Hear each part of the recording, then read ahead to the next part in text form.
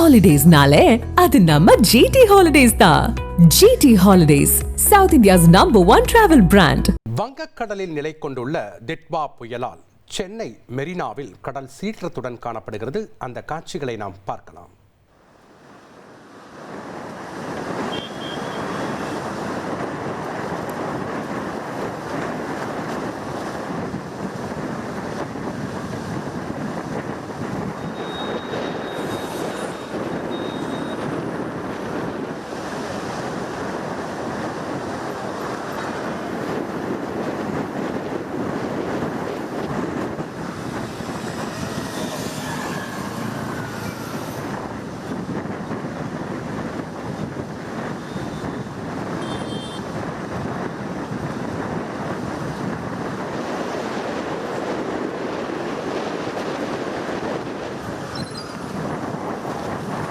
கள விவரங்களை வழங்க இணைகிறார் செய்தியாளர் ராமச்சந்திரன். வணக்கம் ராமச்சந்திரன்.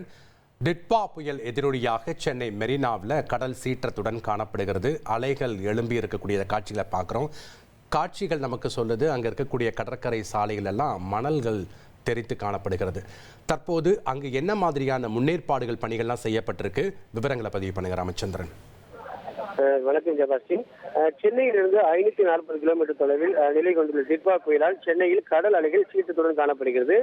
குறிப்பாக இந்த டிட்வா புயல் காரணமாக காற்றின் வேகம் அதிகரித்து வருவதால் பட்டினம்பாக்கத்தில் இருக்கக்கூடிய லூப் சாலையில் கடற்கரை மணல்கள் பரவி உள்ளதால் வாகன ஓட்டிகள் கடும் அவதிக்குள்ளாகியுள்ளனர். குறிப்பாக இந்த புயல் காரணமாக வட தமிழக கடலோர மாவட்டங்களில் மிக கனமழை முதல் அதி கனமழை வரை பெய்யும் என்றும் ஏற்கனவே இந்திய வானிலை ஆய்வு மையம் எச்சரிக்கை விடுக்கப்பட்டது.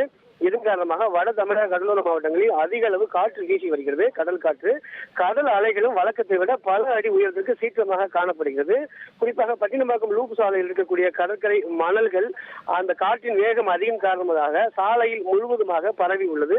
இதனால் மணல் பரப்பு சாலைகள் பரவி உள்ளதால் பொதுமக்கள் கவனத்துடன் இருசக்கர வாகனத்தை பயன்படுத்த வேண்டும், அந்த வாகனத்தை ஓட்ட வேண்டும் எனவும் அங்கு இருக்கக்கூடிய காவல்துறை தரப்பில் தொடர்ச்சியாக அறிவுறுத்தல் வழங்கப்பட்டு வருகிறது.